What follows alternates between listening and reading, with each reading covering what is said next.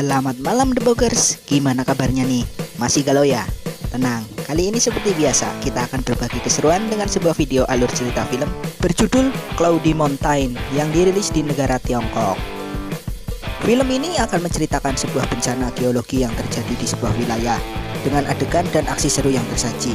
Tapi sebelum lanjut, jangan lupa like dan subscribe-nya ya lur. Yuk kita langsung saja siapkan cemilan, miringkan HP, naikkan volume dan gas lur.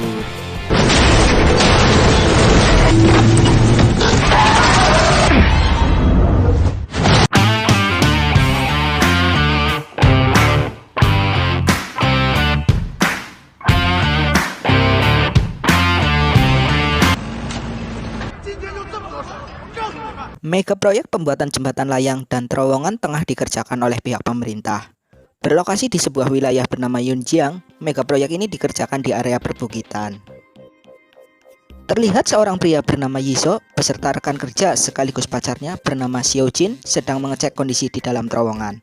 Mereka ditugaskan oleh manajer proyek sebagai tim peneliti geologi di proyek tersebut. Ketika mulai mencoba meneliti di sana, Xiaojin mendapati retakan besar yang terjadi di dalam terowongan, dan seketika muncul aliran air yang sangat besar dan membanjiri lokasi tersebut.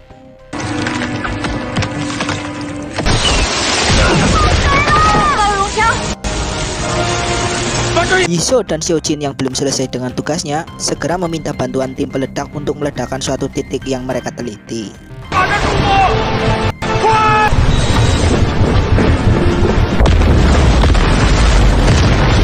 Sementara itu, dari siaran TV menggambarkan bahwa perubahan geologi di lempeng Samudra Pasifik mengakibatkan berbagai bencana seperti gempa, tsunami, longsor, dan banjir yang mengakibatkan beberapa wilayah terdampak.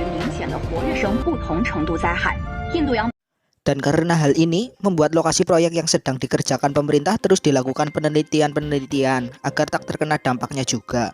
Melalui manajer proyek bernama Nona Ding, dia terus meminta kepada Yiso untuk terus menggambarkan kondisi geologis di proyek tersebut.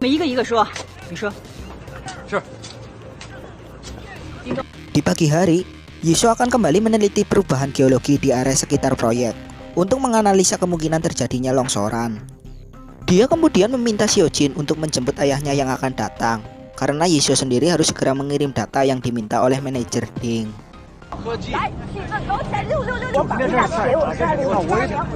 Tak berselang lama, ayah Yiso yang bernama Pak Hong akhirnya sampai di terminal kota Yunjiang. Ketika turun dari bis, ia mendapati seorang anak kecil tengah bersembunyi di dalam bagasi bis. Belum sempat menegurnya, Pak Hong dikejutkan kedatangan Xiaojin yang menjemputnya. Sementara itu, Yiso yang sedang berada di atas tebing segera mengecek dan mengirimkan data dari hasil penelitiannya. Namun tiba-tiba terjadi sebuah gempa yang membuat tali pengaman yang dikenakannya terputus.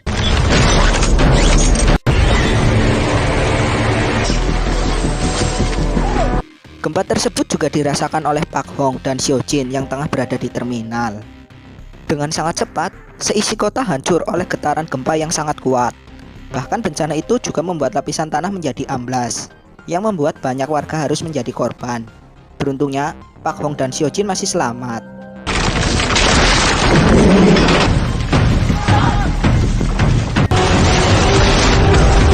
Yiso juga berhasil selamat. Namun kemudian ia mendapati sebuah retakan yang sangat besar di bukit yang ada di depannya. Setelah kondisi mulai stabil, dengan drone yang dibawanya, Yiso berusaha melaporkan kepada atasannya bernama Insinyur He terkait hasil visual retakan yang dilihatnya.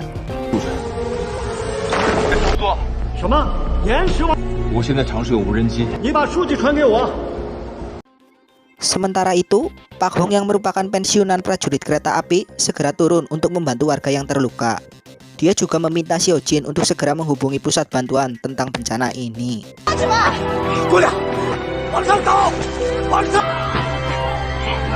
Setelah tim penyelamat datang, Pak Hong masih bersikukuh ingin menolong para warga yang terjebak. Xiaojin juga langsung meneliti tempat tersebut dan mendapatkan fakta bahwa tepat di bawah mereka terdapat sebuah celah yang besar dan memungkinkan bahaya longsor susulan.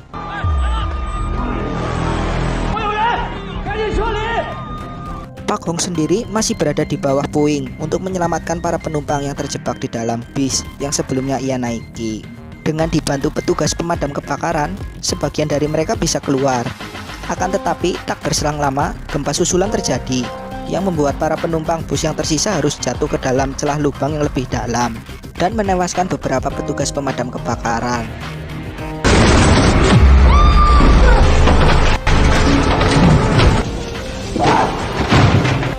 Beruntungnya, dari kejadian ini, Pak Hong dan penumpang yang tersisa berhasil selamat, meski dengan luka-luka.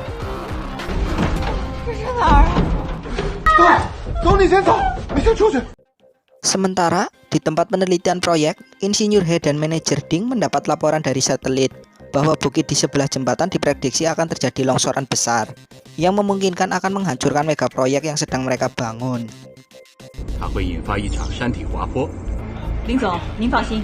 Xiao Jin yang melihat Pak Hong telah masuk ke dalam celah, segera menghubungi Yisho. Rupanya Yisho telah berhasil selamat dan sekarang sedang menuju ke kota Yunjian untuk menolong mereka.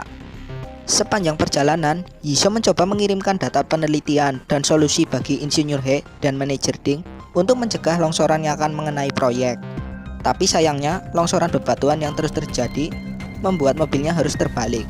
Longsoran yang semakin besar juga memaksanya berlari menuju ke sebuah celah seperti goa.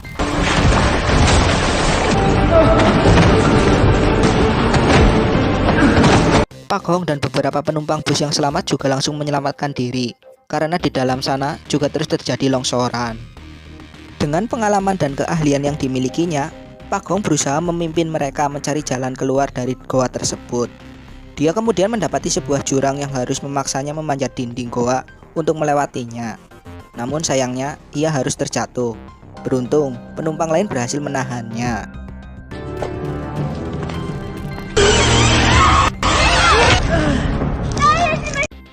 Tak berselang lama, tiba-tiba seorang pria menyalakan flare, dan pria tersebut adalah Yisho.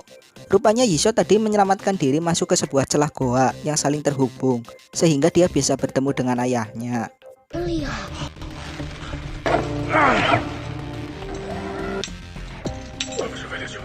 Xiao Jin yang tak mendapatkan kabar dari Yisho hanya bisa termenung.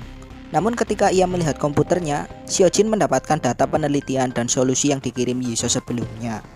Dan segera ia menemui Insinyur He dan Manajer Ding untuk memberitahu data tersebut. Kembali ke Yisho dan Pak Hong yang kini sudah bertemu. Sebenarnya hubungan ayah dan anak ini terjalin kurang baik.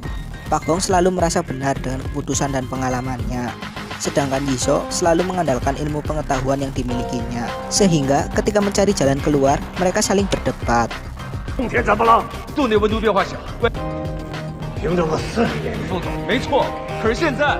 Dari tempat penelitian sendiri, data yang dikirimkan Yisho rupanya berhasil menemukan titik di mana mereka harus meledakkan bukit agar longsorannya tak mengenai jembatan dan terowongan. Tak perlu waktu lama, Manajer Ding segera memerintahkan tim peledak untuk segera melakukan tindakan sesuai dengan data yang ditemukan Yisho.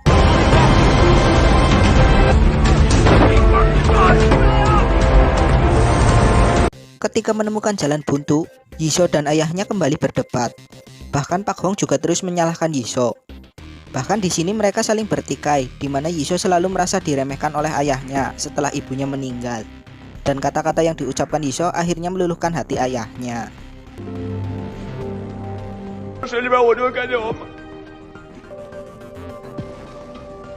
Tim peledak yang sudah dikerahkan akhirnya mulai melakukan pengeboran untuk menanam bahan peledak sesuai titik data yang diberikan Yisho. Namun, dari pos penelitian, Insinyur He dan Manajer Ding mendapatkan sebuah peringatan bahwa struktur bebatuan mengalami pergeseran, dan hal itu justru akan mengubah arah longsoran yang langsung menuju ke pusat kota Yunjiang. Peringatan yang mereka dapatkan juga segera mereka laporkan kepada pusat kontrol bencana, dan mereka langsung menginstruksikan untuk segera melakukan evakuasi terhadap 160.000 penduduk Yunjiang.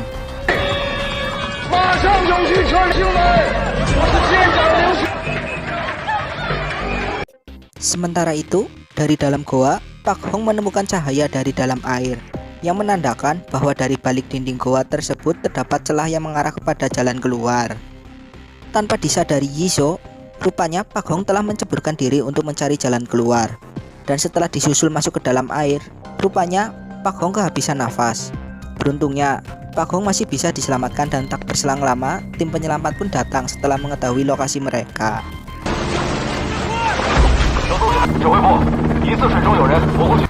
Evakuasi penduduk kota Yunjian juga segera dilaksanakan. Seluruh penduduk kota diminta meninggalkan kota tersebut karena sebuah bukit batu akan segera longsor ke arah mereka. Namun dengan banyaknya jumlah warga, membuat evakuasi menjadi lambat. Sedangkan longsor diprediksi terjadi kurang dari 2 jam lagi.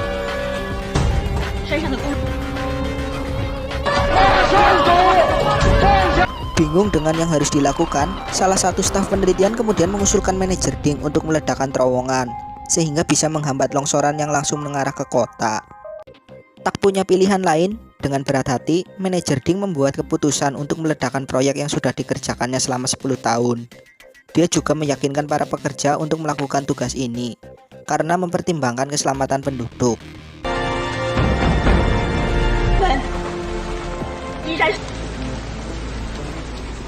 Yisho dan Pak Hong beserta penumpang bus yang selamat kini berada di helikopter untuk diantar ke rumah sakit. Di tengah perjalanan, dia meminta kepada kapten untuk disambungkan ke manajer Ding dan insinyur He. Setelah terhubung, Yisho menyampaikan ide kepada mereka bahwa ketika meneliti area perbukitan, dia melihat sebuah celah di bukit dan meminta manajer Ding untuk meledakkan bukit tersebut. Sehingga dari hasil ledakannya bisa menghalangi longsoran bukit yang akan menerjang kota, sekaligus menyelamatkan proyek dan tak perlu meledakkan terowongan. Ide yang diberikan Yisho kemudian disetujui oleh tim peneliti geologi, dan Yisho yang bertekad ingin menyelamatkan penduduk kota juga mendapat dukungan dari ayahnya. Yisho kemudian diturunkan bersama ayahnya dari helikopter. Namun mereka harus memanjat tebing untuk bisa sampai menuju mulut goa yang akan mereka ledakkan. Sedangkan alat meledaknya sendiri akan dikirim ke goa tersebut oleh manajer Ding.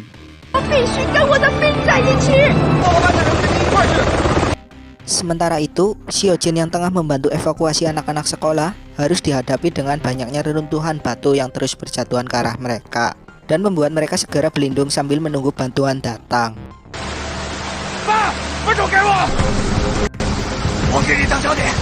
Yisho dan ayahnya terus memanjat tebing untuk mencapai mulut goa. Namun karena terkendala licinnya pijakan dan jangkauan untuk melompat, Pak Hong merelakan tubuhnya sebagai pijakan bagi Yisho, dan Pak Hong pun harus tewas. Namun kepergiannya kali ini Pak Hong merasa sangat bangga terhadap putranya itu.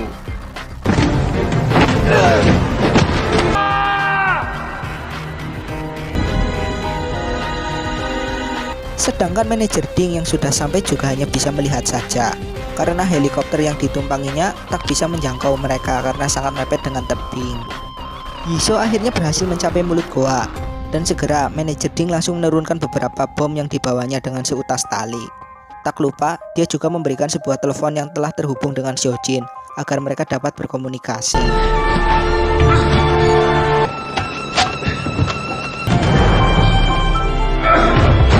Namun rupanya Yisho ingin segera menyelesaikan pekerjaannya itu, hingga akhirnya dia berhasil melemparkan bom terakhir ke dalam goa. Akan tetapi, badan yang penuh luka membuat kondisi tubuhnya melemah.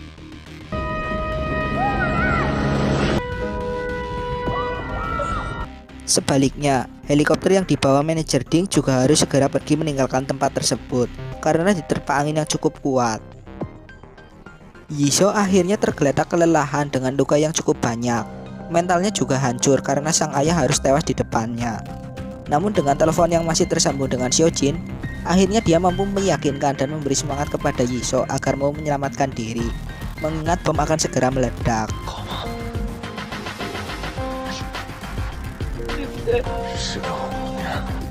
Setelah mendapat semangat dari kekasihnya, akhirnya Yisho langsung berlari menuju helikopter setelah manajer Ding memutuskan untuk kembali.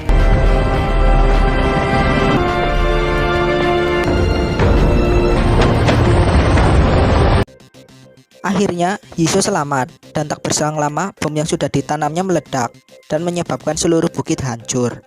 Tak berselang lama, bukit yang sudah diawasi dan diteliti akhirnya longsor. Namun berkat ledakan yang dibuat Yisho, longsoran tersebut bisa terhalangi dan tak langsung mengenai kota Yunjiang, serta proyek yang mereka bangun juga selamat.